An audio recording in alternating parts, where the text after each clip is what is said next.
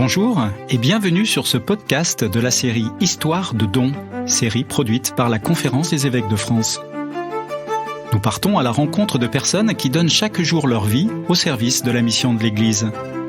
Des témoignages sur le sens spirituel du don, des expériences personnelles qui nous parlent et nous éclairent, un appel à entrer nous aussi dans une dynamique du don. Aujourd'hui, rencontre avec le Père Paul Grassard, ordonné prêtre en juin 2021 pour le diocèse de Paris. Bonjour Père, merci de participer à ce podcast. Bonjour, merci de m'avoir invité, c'est une joie d'être là. Tout d'abord, qu'est-ce que signifie le don pour vous ? Quel est le sens spirituel que vous lui conférez ? Alors le don, c'est une longue aventure dans la méditation biblique. La première conception que l'on peut en avoir, ce serait d'un don qui soit fait pour amadouer l'autre, pour se le concilier, pour attendre un contre-don. Nous en avons de nombreux exemples, par exemple Jacob qui veut se réconcilier avec son frère Ésaü et qui envoie des dons au-devant de lui pour s'attirer ses bonnes grâces. C'est un don un peu marchand, un peu commercial. Mais si l'on y réfléchit, on peut se demander finalement qui est le premier qui fait des dons. Et le premier à donner, c'est Dieu qui donne à l'homme tout ce qu'il a, qui lui donne la vie, qui lui donne la création tout entière et qui ultimement se donne lui-même. C'est cette reconnaissance du fait que nous n'avons rien que nous n'ayons reçu qui fonde notre propre contre-don, le sacrifice d'action de grâce, celui d'Abel le juste, celui de Noé qui sacrifie des animaux immédiatement en descendant de l'arche, ou celui de Melchisédek, le roi de justice, qui remercie pour une victoire. Quand on fait attention que le don, c'est d'abord Dieu qui donne en premier, on peut s'étonner que Dieu donne aux hommes et donne à tous les hommes.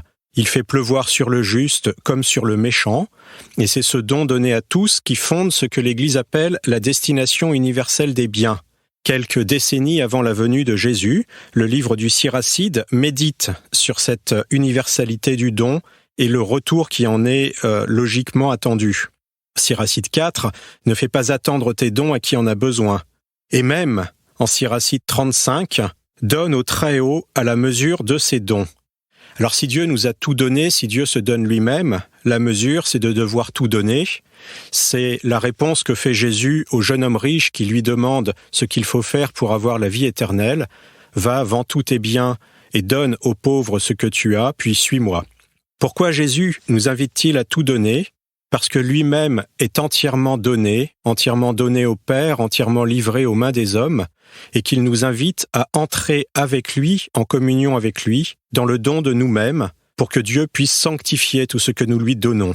Pour autant, l'Église n'attend pas un don aussi complet. C'est à Dieu qu'il faut tout donner, pas aux hommes. Nous en avons des exemples, par exemple, dans les Actes des Apôtres, où dans le début de vie de la communauté ecclésiale, se pose la question de comment contribuer à ses besoins. Et certains membres, comme Barnabé, vendent leurs biens et donnent l'argent à la communauté. Et nous avons un exemple très intéressant avec Saphir et Ananie, qui ont tout vendu, gardé une partie pour eux et prétendu tout donner. Et ils sont accusés de cette dissimulation en disant bien ce qui vous est reproché, ce n'est pas d'en avoir gardé une partie pour vous, c'est d'avoir fait semblant de tout donner.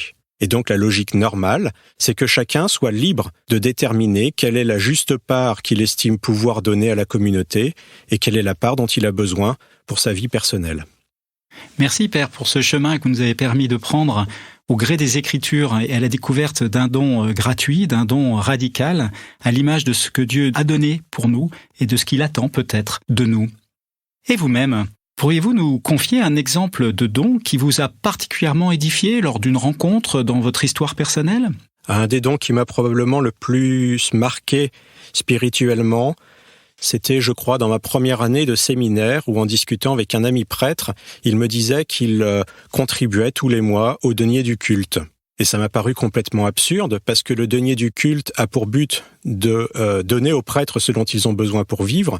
Et donc, c'est remettre dans le panier l'argent qui nous sert, ce pourquoi le panier est fait. Et ça m'a aidé à comprendre qu'avant d'être prêtre, nous sommes tous des baptisés, et que comme baptisés, nous devons nous aussi participer à la vie de l'Église. Cela m'a aussi spirituellement aidé à comprendre qu'il serait illusoire de vouloir vivre un don de soi spirituel qui ne se traduirait pas par des dons matériels. Et si j'appartiens à la communauté chrétienne, eh bien, comment est-ce que concrètement je prends ma part? Comment est-ce que concrètement je participe, je communie aux besoins de la vie de l'Église? Pourriez-vous maintenant nous partager une expérience personnelle de don, votre rapport au don? Mon expérience personnelle au don est assez humiliante, puisque je constate humblement que c'est toujours un lieu de combat spirituel pour moi. Alors comme je trouve important de contribuer aux deniers de l'Église, j'ai réglé la question en faisant un don, un prélèvement automatique mensuel, comme ça je n'y pense plus et je n'ai plus à me battre.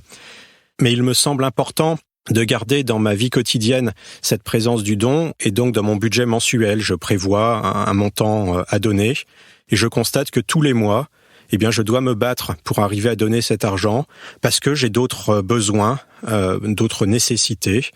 J'ai besoin d'acheter des livres pour préparer des cours, j'ai besoin d'acheter en ce moment une aube pour célébrer, et donc il faut faire des choix entre ce dont j'ai besoin et le fait que j'ai besoin de donner, que j'ai besoin de me décentrer de moi-même, de me rappeler que je ne vis pas que pour moi.